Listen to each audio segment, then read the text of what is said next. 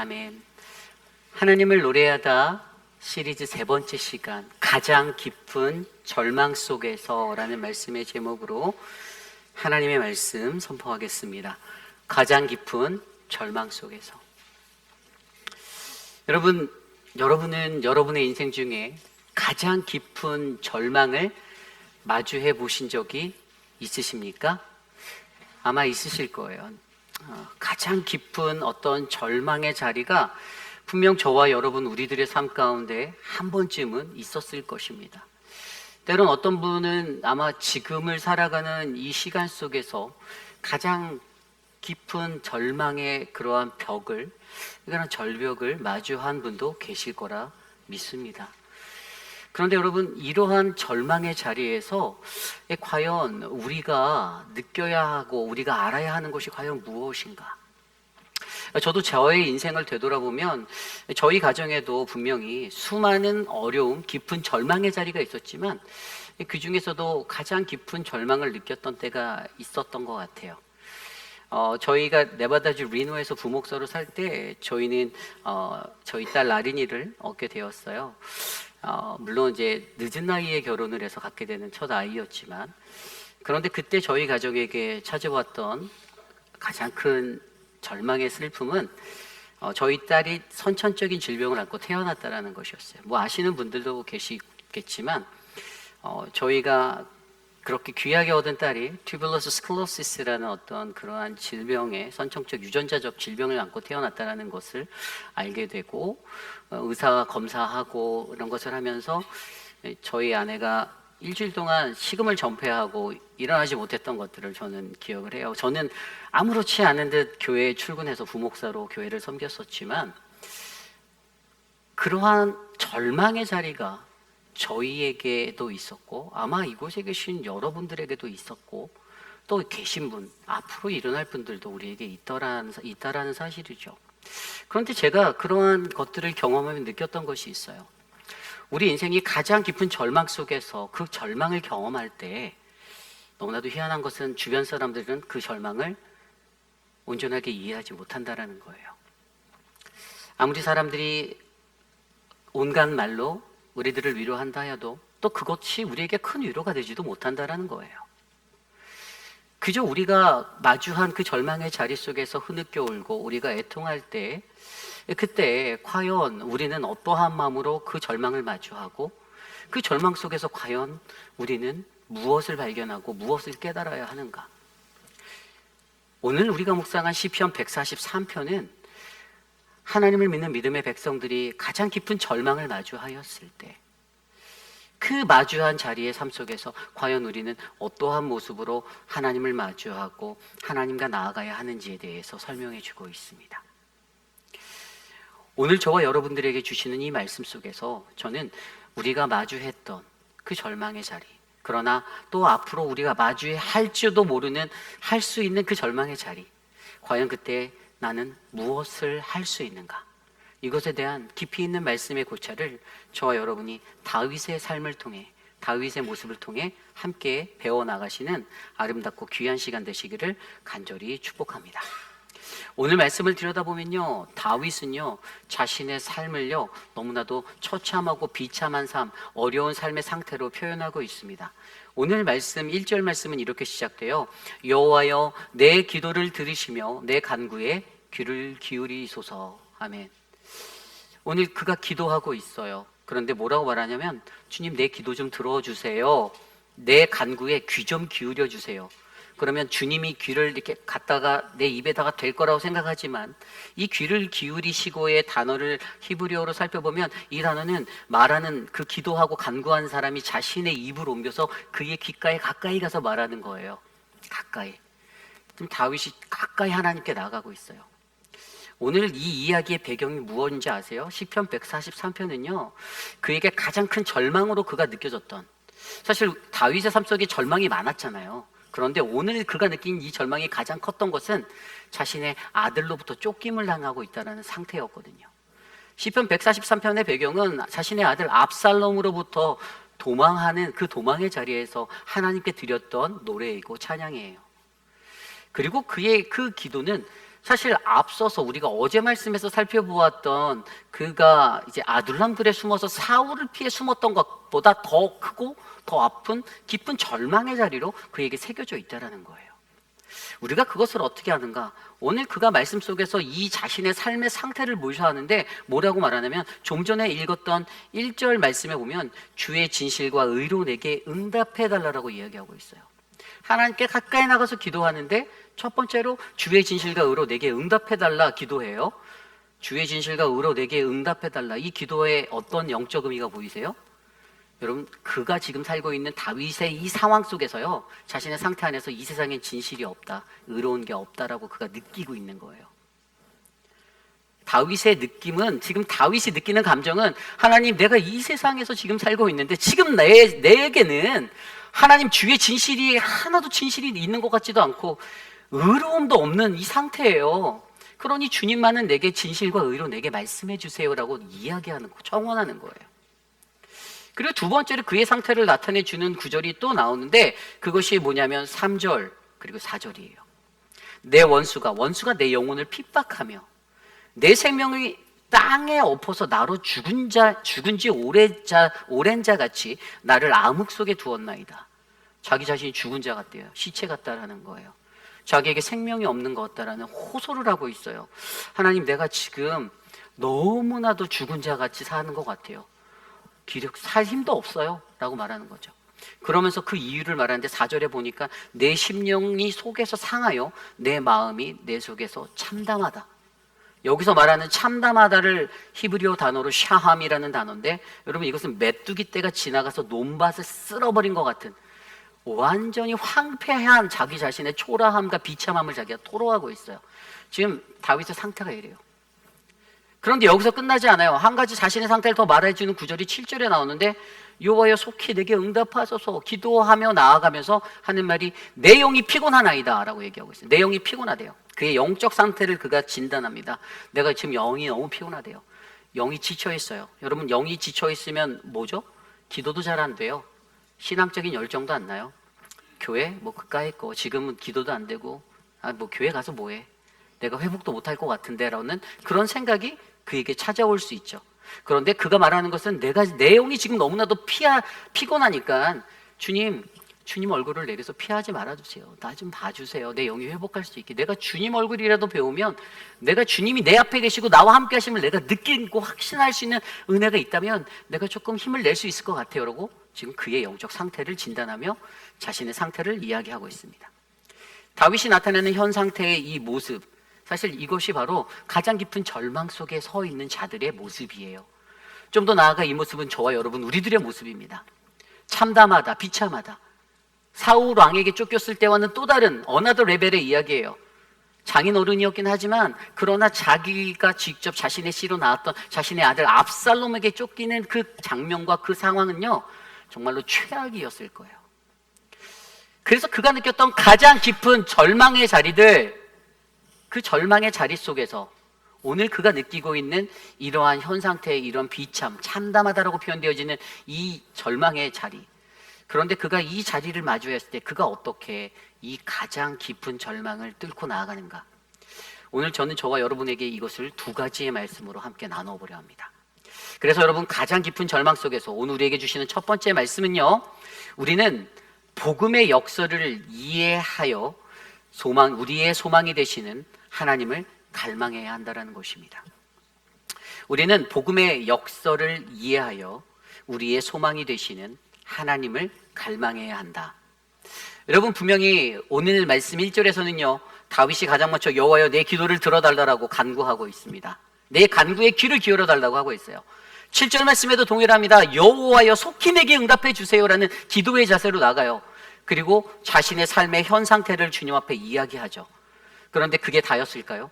아니에요. 그가 이렇게 하나님께 자기의 참담한 가장 깊은 절망의 자리에서 하나님께 무릎 꿇어 기도할 때 그의 기도를 통해서 그가 바라보고 그가 느끼고 그가 깨닫는 것이 하나 있는데, 그것을 오늘 우리에게 말해주고 있는 거예요.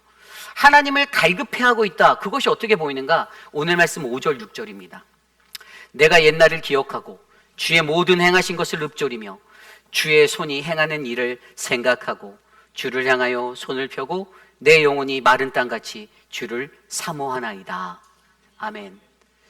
여러분 5절과 6절에 나와 있는 주요 동사 5개가 기억하다, 읊조리다, 생각하다, 펴다, 손을 펴다, 그리고 사모하다라는 5동사가 나와요. 그런데 그가 어떻게 이것을 가지고 행하는가? 마지막에 나온 동사는 주를 사모하나이다. 다른 말로 하면 내가 주를 갈급해 한다라는 거예요. 그가 오늘 기도하는 자리에서 그가 이 기도를 드리는 이유는 지금 주님 내가 너무 갈급합니다. 내가 하나님을 너무 갈망해하고 있어요 라는 표현으로 나아가는 자리예요. 그의 영이 너무나도 목말라서 주님을 찾아요. 사슴이 목이 말라서 시내를 찾아 헤매는 그러한 마음. 그러나 그가 오늘 주께 나와 이런 간구를 드리는 것에는요, 하나님을 향하여서 갈망함, 갈급함이 자신의 삶을 덮었기 때문에 하나님께 그 마음을 모아 기도드리고 있다는 거예요. 절망적인 상황 속에서 가장 중요한 것은 가장 깊은 절망 속에서 내가 하나님을 가장 먼저 찾을 수 있는가, 이거라는 거죠. 그런데 보세요. 5개 동사를 좀 더 자세히 들여다보면 우리가 이 사람이 오늘 왜 무엇을 가지고 이 기도를 드리는가에서 한 가지 진리를 발견하는데, 그것이 복음의 역설이 이해되어진 기도를 드리고 있다는 거예요. 기억하고라고 나와 있는 내가 옛날을 기억하고, 한번 생각해 볼까요? 여러분들 다윗이 이때 자신의 아들에게 쫓기는 이 상태에서 자신의 옛날을 기억했다. 무엇을 기도했을까요? 무엇을 기억했죠? 자신의 아들의 돌잔치를 기억했을까요? 자신에게 좋은 일이 있었던, 하나님이 은혜를 주셨던 그러한 은혜의 순간들을 기억했을까요? 맞아요. 그것도 맞아요. 그런데 여기에는 더욱더 굉장히 심오한 것이 있어요. 심오한 것. 내가 옛날을 기억했다. 그것은요, 자기의 범죄의 자리도 기억했다라는 거예요. 자기가 죄를 졌던, 실수했던 그 자리를 기억하고 있다라는 거예요. 보세요. 제가 이 말씀 읽다가 2절에서 너무 신기한 구절을 발견해요. 2절 볼까요? 주의 종에게 심판을 행하지 마소서. 주의 눈앞에는 의로운 인생이 하나도 없나이다. 여러분, 이 구절을 맞닥뜨리면 어떤 생각이 드세요? 저는 이 구절을 문자적으로 아무 생각 없이 제가 읽었을 때는, 야, 다윗이 하나님께 내가 주의 종인데 주님 나 심판하지 벌 주지 마세요 그러면서 이 세상에 당신 앞에 서 있는 그 누구도 의로운 사람은 한 명도 없어요 라고 이유를 대는 장면으로 저는 이렇게 보여요, 문자적으로는. 근데 여러분, 오늘 말씀을 묵상하다 보면, 그리고 뒤에 5절 6절에 그 깨달음에 이르면 오늘 그가 드리는 이 2절의 이 구절이 아까 제가 처음에 생각했던 그 뉘앙스로 들리는 게 아니라, 여러분 보세요. 죄의 문제가 얼마나 큰지를 그가 지금 몸서리치고 깨닫고 있다는 거예요. 나는 죄인입니다요. 나는 죄인입니다. 우리가 안고 살아가는 죄의 문제가 얼마나 더럽고 추하고 끊어내기 힘든 것인지 다윗이 지금 실감하고 있다니까요. 로마서 3장 말씀에는요, 기록된 바 의인은 없나니 하나도 없다라고 나와 있죠. 그래서 바울이 그것에 대해서 설명을 해요. 이 세상에 의인이 하나도 없다. 다 치우쳐 함께 무익하게 되고 선을 행하는 자가 없나니 하나도 없다. 의인이 없대요, 세상에.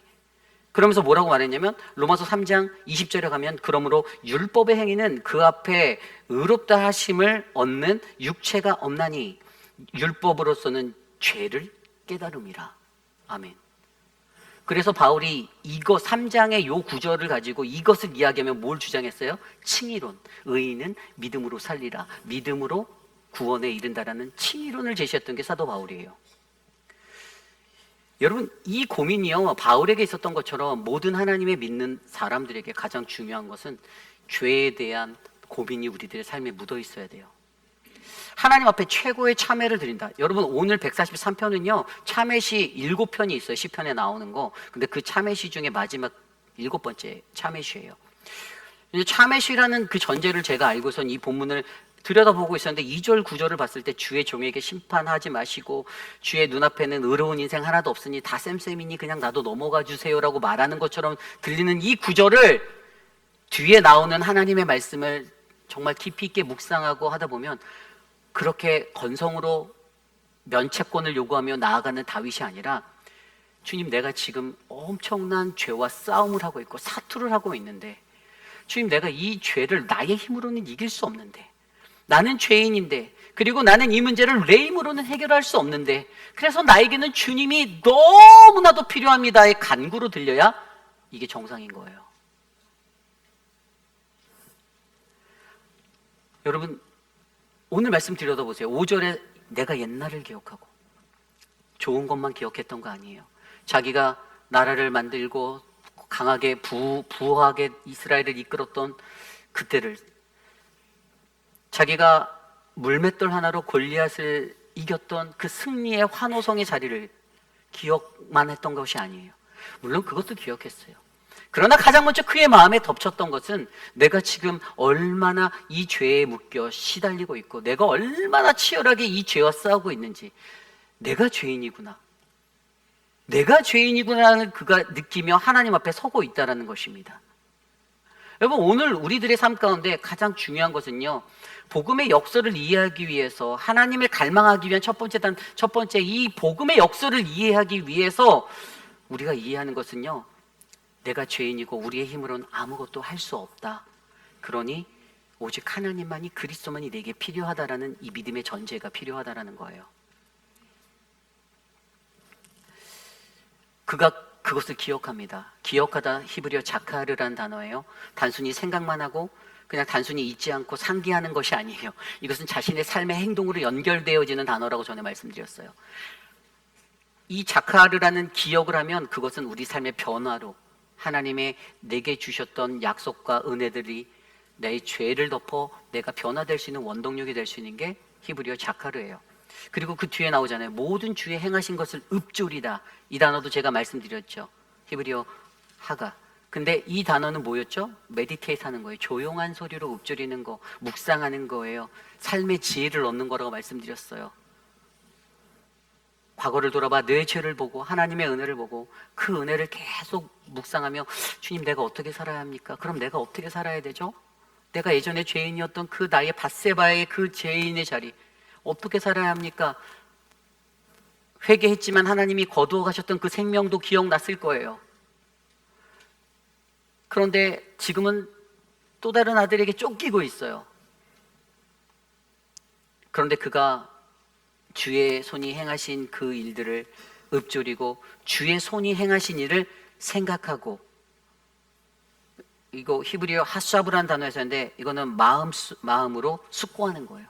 계속 생각하고 숙고하고. 그랬더니 손을 폈어요. 손을 펴다, 이 펴다라는 히브리어 파라스는요, 이 손을 펴다는 것은 하나님을 의지하는 그것으로 연결되어져요. 이제 다윗이 자신의 손을 펴서 하나님을 리치하는 거예요. 하나님께 닿으려 하는 거예요. 하나님께 가까이 하나님을 붙잡으려 하는 거예요. 주님만이, 내가 이렇게 연약하고 죄투성인데 내 힘으로는 할 수 없으니 난 이제 하나님만을 붙잡겠습니다. 그랬더니 그의 삶이 내 영혼이 마른 땅같이 주를 사모한다라는 이 표현으로, 주님, 내가 주님을 갈망해야 합니다. 히브리어 아예파라는 단어, 갈망해야 하다, 갈급해야 하다. 나를 살려주시고 나를 인도해 주시는 그 하나님을 내가 갈급해야 합니다라고 표현하고 있다라는 것이죠. 여러분, 오늘 다윗이 보여주는 이 가장 깊은 절망 속에서의 이 모습, 이 기도, 이 태도, 이것이 무엇인가? 바로 이것은 이 복음의 역설을 이해한 자만이 할 수 있는 거예요. 뭘 이해했어요? 역설이라고 말하는 파라독스. 이거 뭐죠? 여러분, 약함이 강함이 되는 것, 파라독스예요. 십자가, 죽음이 승리가 되는 것, 이게 바로 파라독스예요. 여러분, 나의 약함이 강함이 된다라는 것, 우리의 생각과 우리의 것으로는 이룰 수 없는 것 같은데 하나님이 이런 것들을 우리들에게 허락해 주셨던 것은, 이것은 하나님의 자녀된 자들이 누릴 수 있는 유일한 은혜죠. 오늘 그것으로 말미암아 그가 나아가는 거예요. 내가 이 약함 가운데 내가 승리할 수 있고 은혜 받을 수 있는 그 하나님이 내게 계신다라는 이 파라독스를 믿는 거예요. 우리가 잘 알고 있는 실존주의 철학자 중에 키에르케고르라는 사람이 있습니다. 근데 이 키에르케고르라는 사람이 실존주의 철학에 입각해서 인생을 들여다보았더니 그 사람이 가장 궁금해했던 게 뭐냐면 나의 실존에 대해서 확인하는 거예요. 내가 정말 존재하는가. 인간이면 누구나 한 번쯤은 이런 철학적인 생각을 해요. 과연 나는 어떤 모습의 존재로 살고 있는가. 물론 우리 교회에 계신 모든 지적인 분들은 한 번쯤은 그 생각을 다 해보셨겠지만, 누구나 한 번쯤은 실존으로서의 나에 대해서 궁금해하고 내가 어떤 삶이 되는지를 확인해 보고 싶어요. 키에르케고르의 삶 속에서도 그 고민이 늘 있었어요. 그 질문이 너무 있었어요. 실존에 대한 고민, 어떻게 내가 참된 삶의 자리에 설 수 있을까라는 고민, 여러 가지 고민을 했어요. 그리고 그가 그런 실존적인 삶에 대해서 생각하다 보니 그의 눈에 뭐가 보였냐면 세상에서 가장 큰 절망이 무엇인가 보았더니, 그래서 키에르케고르가 이런 말을 했어요. 인간은 절망 속에 가두어져 있는 인생이다라고 얘기했거든요. 인간의 인생을 들어보니 늘 절망인데, 도대체 내 실존을 확인할 수 있는, 내가 살아있다고, 내가 생명력이 있다고, 내 삶은 괜찮다라고 느낄 수 있는 실존적인 것을 내가 어떻게 찾을 수 있는가? 그래서 그가 그 실존을 찾는 것에 대해서 3단계로 그것들을 전개해봤는데, 첫 번째 단계가 무엇인가 하면 심미적 단계.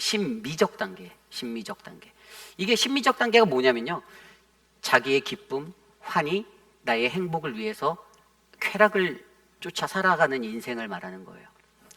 이걸 좀 더 깊이 있게 설명드리면, 옛날에 영화 중에 이 선인장꽃이라는 캐털스 플라워라는 영화가 있어요. 되게 오래된 영화예요.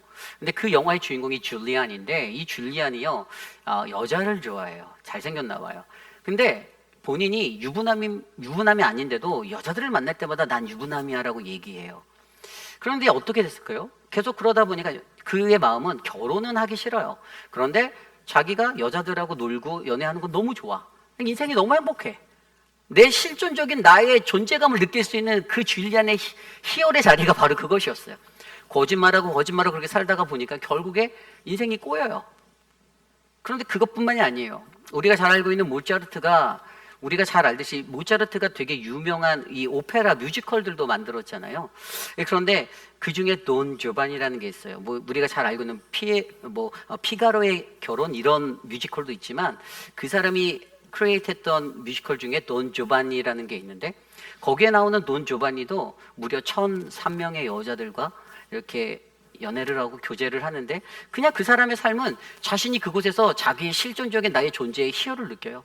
이게 내 행복이고, 이게 내 쾌락 주침이 내 인생에 내가 지금 존재한다, 난 살아있다 라고 느끼는 그 자리였어요. 그런데 결국에 그 뮤지컬의 엔딩에 보면 그가 어떻게 되냐? 돈 존바니에서 그 사람은 그냥 지옥에 떨어져요. 그래서 이 심미적인 관계 속에서 단계에서 나가는 그러한 어떤 그것을 쫓는 자기의 존재성을 찾는 사람들, 그래서 키에르케고르가 뭐라 하면 그게 절망이다. 절대로 자신의 존재를 확인할 수 없다, 그 자리에서는. 그리고 나서 그가 두 번째 단계, 윤리적인 단계로 가요. 이 윤리적인 단계는 뭐냐 하면 도덕적이고 법을 잘 지키고 세상에서 정말 깔끔해 보이는 사람처럼 살아가는 거예요. 그런데 그 사람들, 윤리적으로 아주 몰입하면서 법을 잘 지키고 최고의 사람인 것처럼, 도덕적으로 완성된 사람인 것처럼, 자기 스스로가 의인인 것처럼 살아가는 사람들을 보니 그렇지 못했다라는 거예요. 그들이 안고 있는 법조차 다 지켜내지 못한다라는 거예요. 결국에 그들도 절망한다라는 거예요. 유대인들도 똑같았어요. 613개의 그들이 세워놨던 토라의 법들이 있었지만, 그들은 그 법들 하나하나 안식일법부터 해서 다 지켜내지 못했어요. 그러면서도 그들도 하나님 앞에서 자기가 의롭다라고 말하면서 살았지만, 그것을 다 못 지키는 그 삶의 자리에서 그들이 마주했던 절망을 마주했을 때, 이것도 안 되는구나, 존재감을 느끼지 못해요. 그런데 마지막에 그가 이 심미적 단계를 지나고 이 윤리적 단계를 지나 마지막 단계, 종교적 단계를 갔을 때 키에르케고르가 이런 말을 해요. 아무리 인간이 자신의 모든 힘을 다하여서 그가 심미적인 관계에 쾌락을 쫓고 윤리적인 관계에 법을 지키며 자신의 질서를 지켜 의롭다라고 할 수 있다라고 고집한다 할지라도, 그들은 결국 절망밖에 마주할 수밖에 없는데, 그런데 기독교인들을 들여다봤더니 너무나도 신기하다는 거예요. 저들에게는, 저들의 삶에는 그러한 것들이 없는데, 자신들의 삶의 존재감을 느끼며 살아가는 기독교인들을 바라보게 되고, 종교적으로 살아가는 저들의 삶 가운데 도대체 무엇이 있어서 기독교를 들여다봤더니 거기에 바로 이 파라독스, 역설이 있었다라는 거예요. 십자가가 구원이 되고, 가난함과 비천함과 손가락질 받는 그 질책의 자리가 승리의 자리가 되고, 자신이 약함이 강함이 되는 그러한 은혜의 자리, 모든 인간들의 힘으로 할 수 없는, 그러나 하나님이 계신 그들의 안에 그리스도가 있는 그 삶의 자리에는 그들이 세상의 것들을 판단할 수 없는 엄청난 차이의 무언가가 있어서 그들은 그리스도인으로서의 존재감을 느끼고 예수 그리스도를 쫓아 살아가고 하나님을 믿고 살아가는 것들을 발견하게 되었다는 것이에요. 이게 키에르케고르가 절망 가운데서 자신의 실존을 찾기 위해 헤매다가 발견한 것이었어요. 제가 오늘 왜 이 말씀을 드리느냐, 여러분, 우리들의 삶 가운데는요, 우리들이 아무리 힘을 해서 윤리적으로 갖추고 우리가 심리적인 쾌락을 쫓아 산다 할지라도 절대로 우리는 우리들 스스로를 만족할 수 있는 존재를 확인할 수 없습니다. 오직 우리가 그것을 확인할 수 있는 자리는, 여러분, 우리를 위해 십자가에 달려 돌아가신 그 아이러니한 자리, 바로 예수 그리스도를 믿는 믿음 안에서 우리가 행복을 느끼고 내가 하나님의 백성됨을 느끼며 살아가는 거예요. 오늘 이곳에 계신 저와 여러분들이 이 복음의 역사를 믿을 때, 우리가 예수 그리스도를 우리의 전심을 다해 믿을 때, 여러분, 저와 여러분들이 내가 오늘 살아있구나, 내가 오늘 생명력 있는 존재로 살아가는구나는 그 은혜를 경험하게 될 줄 믿습니다. 여러분, 가장 깊은 절망 속에서 무엇을 우리는 고민하고 계십니까? 여러분, 이것은요, 하나님을 인격적으로 만나야 한다는 것을 우리에게 말해주고 있어요. 우리가 믿는 예수 그리스도를 전 인격적으로 못 만나면요, 여러분, 불평해요. 불만만 넘쳐나요. 뭐 하나 내 마음에 맞지 않으면 왜 이러냐 저러냐 변화별 생각 다 나오죠. 그죠?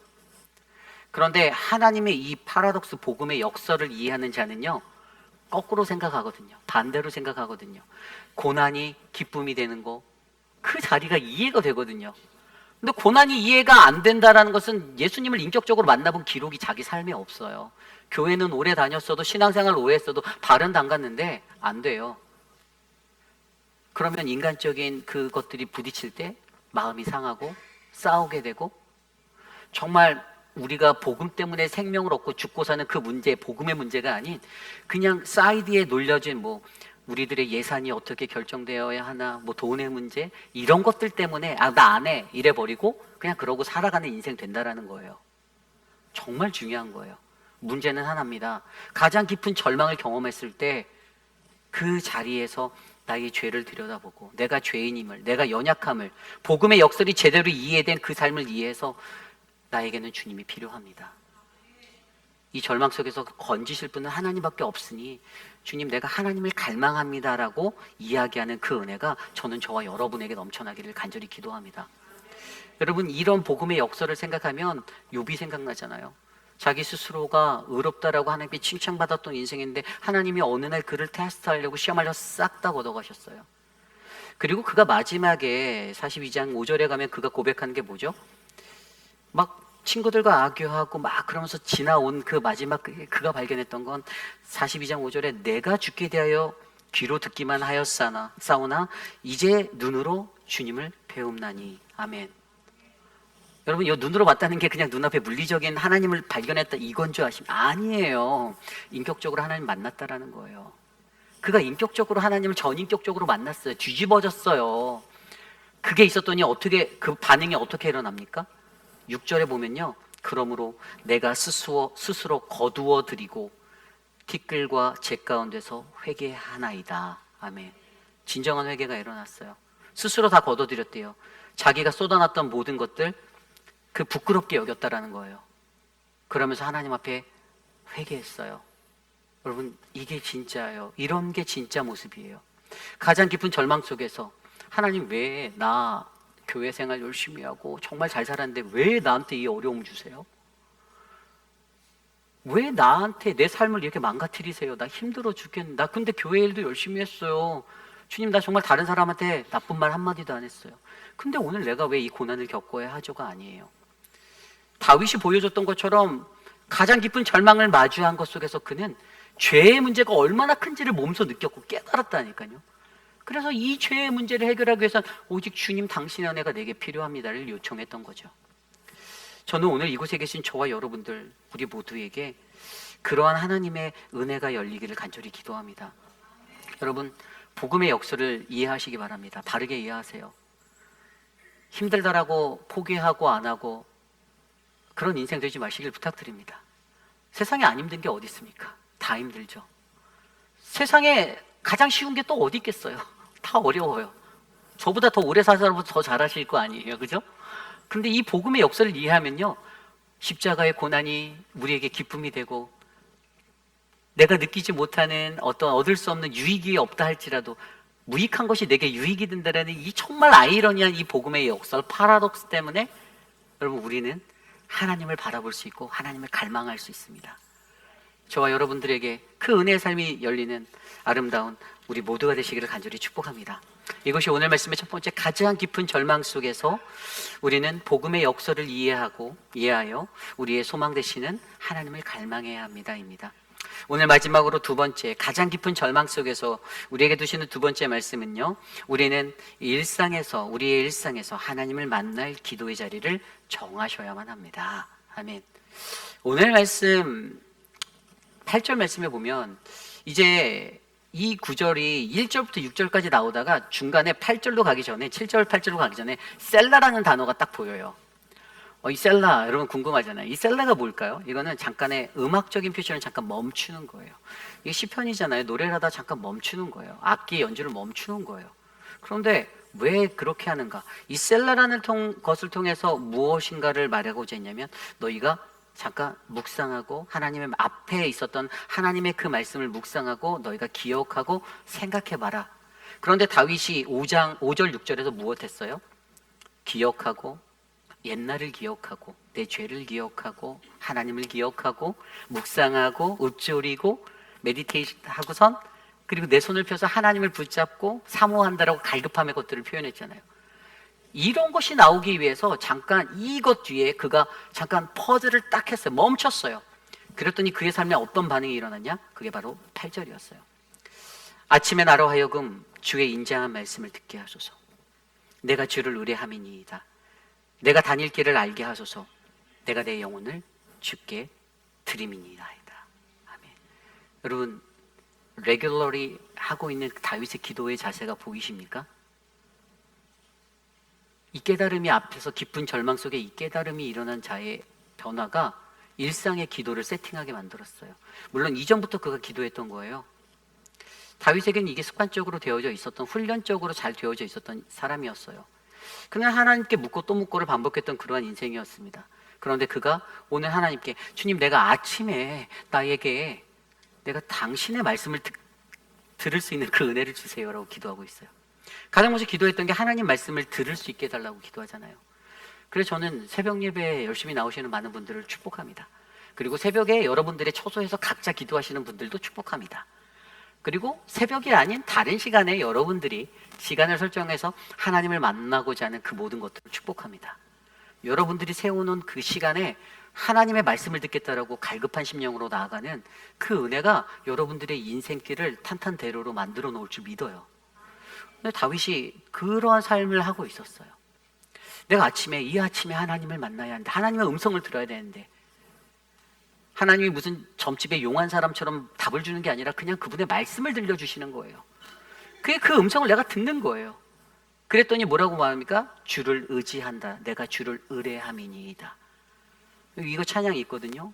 아침에 나로 주의 인자한 말씀을 듣게 하소서. 내가 주를 의지합니다. 이렇게 하고 나와요. 끝까지 안 부르는 이유는 마지막에 여운을 남겨둬야 또 다음에 불러주세요 할까봐. 여러분, 우리들의 삶에 이 기도의 자리가 있어야 돼요. 나를 위해서는 수많은 시간들을 우리가 다 쓰잖아요. 근데 과연 하나님의 음성을 듣기 위해서 과연 여러분들은 얼마나 하나님께 그 시간을 작정하여 세팅하고 드리고 계세요? 공간적인 것을 뛰어넘어 교회를 나와라가 아니에요. 교회 나와서 꼭 새벽 예배 하십시오도 아니에요. 여러분들의 예배 자리에서, 각자의 삶의 자리에서 과연 우리는 얼마나 하나님을 만날 수 있는 이 기도의 자리를 세팅하고 과연 그 일 앞에 얼마나 기도하고 나아가고 있는가, 이것이 중요하다는 거죠. 그런데 그가 내가 하나님 주의 말씀을 듣고 내가 주님을 의지합니다라고 표현했던 그가 그 뒤에 어떻게 기도하며 나아갑니까? 9절 볼까요? 여호와여 나를 내 원수들에게서 건지소서. 내가 주께 피하여 숨었나이다. 아멘. 눈에 확 들어오는 게 있죠. 사람 뒤에 숨지 않았습니다. 사람 의지하지 않았어요. 여러분, 믿을 사람 하나도 없다는 말을 믿으시면 아멘? 다 사람만 믿으시나 봐요. 네? 여러분, 믿을 사람 아무도 없어요. 진짜예요. 이게 진짜인지 거짓말인지 나중에 이렇게 보세요. 정말 사람은요, 믿을 사람 하나도 없습니다. 우리가 믿을 분은 누굽니까? 오직 하나님이에요. 사람 믿지 마세요. 그 사람 때문에 걸려 넘어질 때가 생겨요. 사람 믿지 마십시오. 하나님만 믿으세요. 오늘 다윗이 내가 주께 피하여 숨었대요. 다윗은 자기의 아들에게 쫓기는 그 상황에서, 여러분 주변에 왕이었잖아요. 대신들이 얼마나 많았겠어요.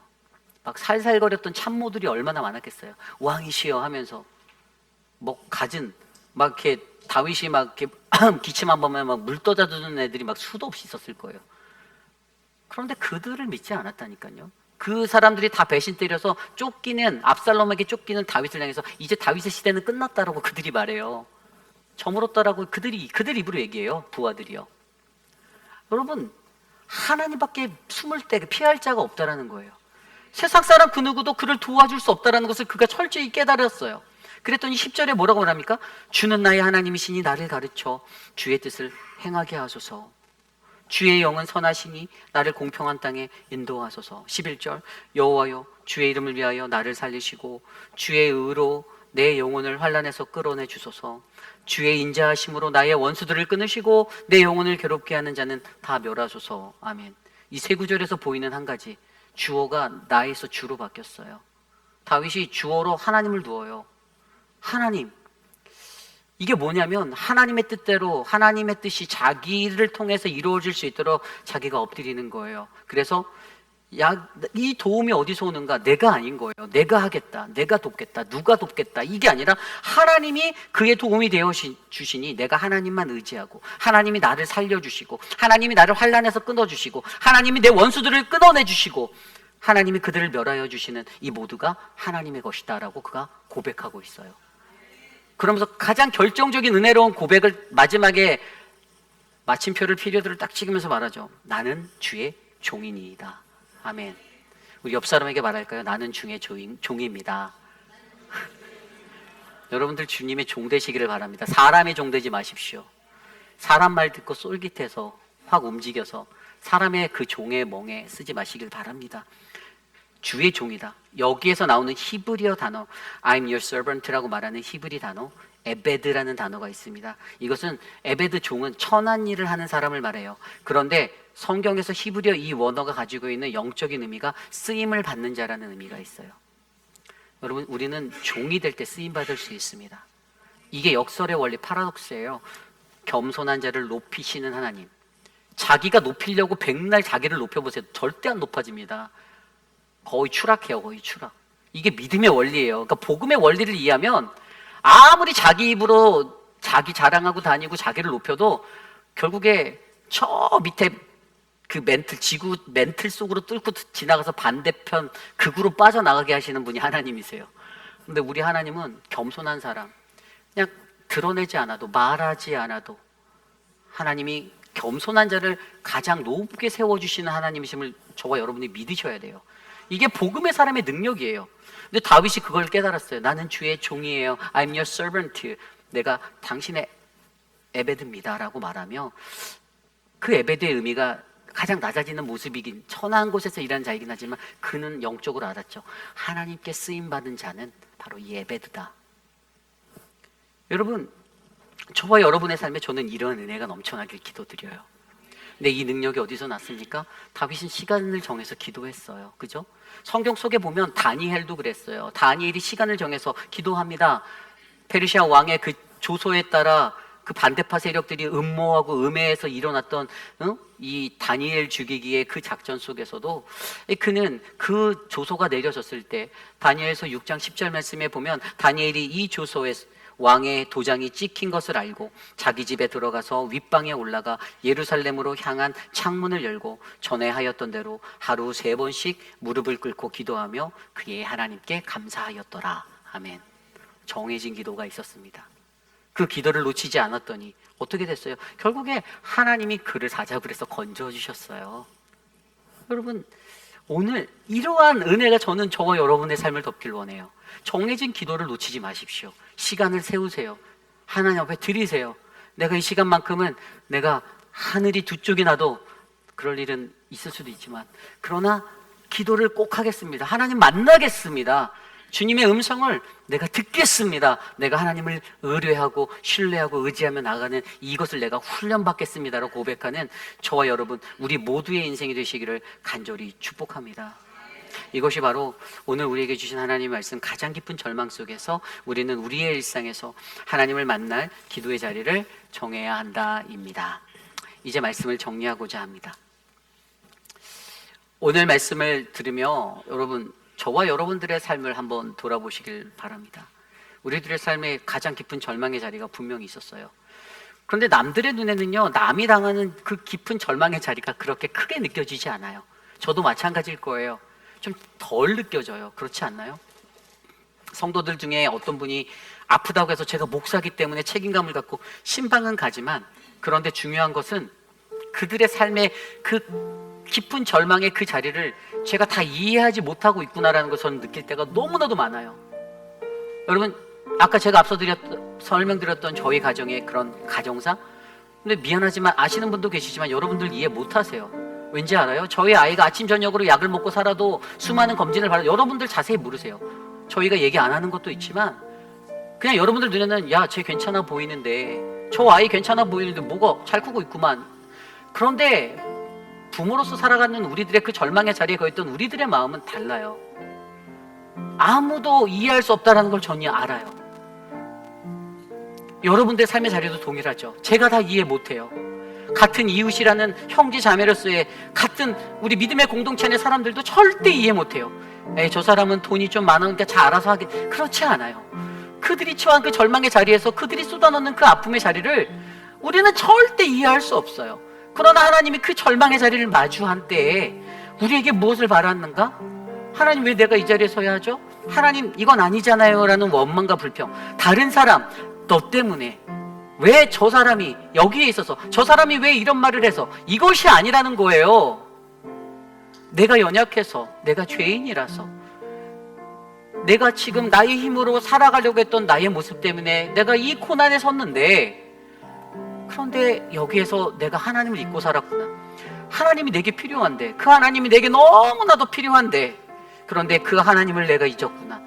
그래서 결국에 그 하나님을 갈망하는 그 갈급함을 내가 회복해서 가장 깊은 절망에서 하나님 앞에 나아갈 때, 잠깐 우리가 나의 삶의 그것들을 발견하고 깨달음을 멈췄을 때 하나님이 다윗에게 주셨던 기도의 자리를 고정적으로 정형화시켜서 그에게 부어졌던 그 기도의 습관의 자리를 다시 한번 상기시키시며, 우리의 잃어버린 기도의 시간, 하나님과의 만남의 깊은 교제의 자리를 다시 한번 회복하시기 원하시는 그 하나님을 우리가 발견한다라면, 여러분, 우리는 가장 깊은 절망 속에서 하나님을 더 굳게 신뢰하고 의지할 수 있는 그 기도의 사람이 될 줄 저는 믿습니다. 여러분, 약함이 강함이 되고 고난이 유익이 되고 십자가가 승리가 되고 겸손이 높아질 수 있는 이 파라독스 복음의 역사를 우리가 믿으시기 바랍니다. 그리고 그 가장 깊은 곳에서 나의 연약함을 하나님께 아뢰고 하나님을 더 굳게 붙잡는 우리 모두가 되시기를 간절히 기도드립니다. 이 시간 그러한 마음으로 모두 자리에서 일어나서 함께 우리가 찬양할 때, 하나님, 나의 마음에 상한 것들, 그러나 그것을 고치시는 하나님을 내가 믿습니다. 우리 함께 마음이 상한 자를 함께 우리 찬양하며 나아갑니다. 함께 찬양할까요? 마음이 상한 자를. 마음이 상한 자를 고치시는 주님, 하늘의 아버지, 날 주관하소서. 주의 길로 인도하사 자유케 하소서. 새 일을 행하사 부르게 하소서. 다시 한번 찬양합니다. 마음이 상한 자를 고치시는 주님, 하늘의 하나님, 하늘의 아버지, 날 주관하소서. 주의 길로 인도하사 자유케 하소서. 새 일을 행하사 부르게 하소서. 의의 줄이고 의의 줄 줄이고 목이 마르니 성령의 길을 부으소서. 의에 줄이고 의에 줄이고 목이 마르니 내 잔을 채워 주소서. 우리 2절 고백할까요? 성령으로 채우사 성령으로 채우사 주보게 하소서. 주의 임재 속에 은혜 알게 하소서. 주 뜻대로 뜻대로 살아가리 세상 끝날까지 나를 믿으시고 새날 열어주소서. 의에 줄이고 의에 줄이고 목이 마르니 성령의 길을 비소서. 의에 줄이고 의에 줄이고 목이 마르니 내 잔을 채워 주소. 의에 줄이고 목이 마르니 의에 줄이고 목이 마르니 성령의 길을 비소서. 의에 줄이고 목이 마르니 내 잔을 채워 주소서. 우리 마지막으로 고백할까요? 의에 줄이고 의에 줄이고 목이 마르니 성령의 길을 비소서. 의에 줄이고 목이 마르니 내 잔을 채워 주시옵소서. 내 잔을 채워 주소서. 참으로 존귀하신 하나님, 주님의 크신 은혜에 감사드립니다. 우리가 인생을 살며 마주하게 되는 가장 깊은 절망의 자리에서 하나님, 나의 이기적인 것으로 하나님께 구하고 하나님의 은혜만을 요구하는 것이 아니라 그 가장 깊은 절망의 자리에서 나 자신을 덮고 있는 그 죄의 무게를 절실히 느껴 하나님 앞에 애통하는 마음으로 회개하는, 그래서 하나님의 공의와 긍휼과 은혜를 구하는 우리들이 되기를 간절히 소망합니다. 우리들의 삶이 언제나 우리에게 유일한 소망 되시는 하나님께 갈망하는 마음으로 다가갈 수 있도록 역사하여 주시고, 하나님, 오직 하나님만이, 그리스도만이 우리의 모든 것 되심을 고백하는 우리들이 되게 도와주시옵소서. 그때 하나님, 우리의 일생에서 하나님을 만날 기도의 자리가 새롭게 자리 잡기를 원합니다. 우리 성도들의 삶 가운데 하나님과 개인적으로 만날 수 있는 친밀함의 자리가 반드시 세워지도록 하나님, 저들의 삶을 만져주시옵소서. 사랑하는 주님, 김두식 집사님 오랜만에 교회 나와 예배할 수 있게 해주셔서 감사하고, 사랑하는 이완순 집사님의 회복을 주님께서 도와주셔서 그들이 한국 땅에 거할 때 하나님, 더 큰 은혜로 인생을 붙잡아 주시옵소서. 사랑하는 미스터 란, 하나님 회복의 시간들을 더하여 주셨사오니 그 회복의 시간 가운데 하나님의 은혜를 더하여 주시고, 최윤정 집사님 오고 가는 발걸음 어렵지 않게 하여 주시고, 하나님 더욱더 견고한 믿음으로 굳세게 살아갈 수 있도록 복을 내려 주옵소서. 미스터 맥클로이의 그 삶을 주님께서 지켜주셨사오니 하나님, 이 다음의 수술도 회복하여 주시고 하나님의 은혜 안에 서게 하시며 거룩한 주님과 함께 동행할 수 있는 인생으로 주님 예배케 하여 주시고, 옆에서 돕는 이미의 성도님의 삶을 하나님의 사랑으로 만져주시옵소서. 눈의 회복을 구하는 신하분 집사님과 또 여러 가지 감기와 질병으로 고통받는 많은 분들, 하나님 그 모든 분들의 회복을 도와주셔서 하나님의 은혜가 저들의 삶에 넘치도록 역사하여 주시옵소서. 지금은 우리 구주 예수 그리스도의 무한하신 은혜와 그 크신 하나님의 사랑하심과 성령 하나님의 감화감동 교통하심의 역사가 가장 깊은 절망 속에서 하나님을 원망하고 주님께 불평하는 우리들이 아니라 나의 죄를 바라보고 깊이 애통하는 마음으로 하나님의 도우심을 구하는 그 아름다운 갈망함이 내게 있기를 원합니다. 하나님, 그로 인하여 내 삶에 주님을 만날 수 있는 기도의 자리가 세워지게 하옵소서라고 간구하는 사랑하는 모든 회의빛 아닌 장로교회 성도님들, 오늘 이곳에 나와 주께 예배드리는 믿음의 권속들 머리머리 위에 지금으로부터 영원토록 함께 하시기를 간절히 축원하옵나이다. 아멘.